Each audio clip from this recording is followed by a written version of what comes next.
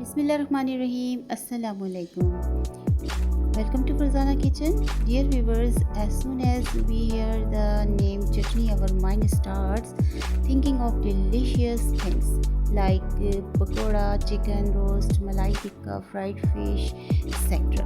So viewers, today I am going to share with you a peanut chutney recipe which is very healthy, delicious and easy to make. So let's go and see how this chutney recipe is made in Farzana's kitchen.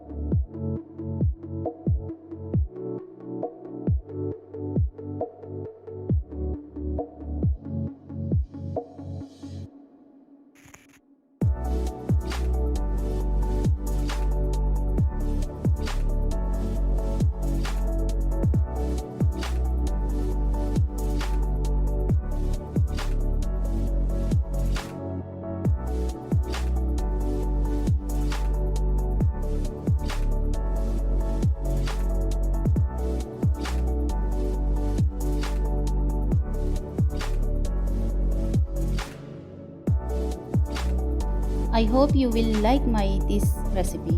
So please try my this recipe and give me your feedback in the comments section. Inshallah Taala I will meet you again with another good recipe. Remember me in your prayers. Allah Hafiz.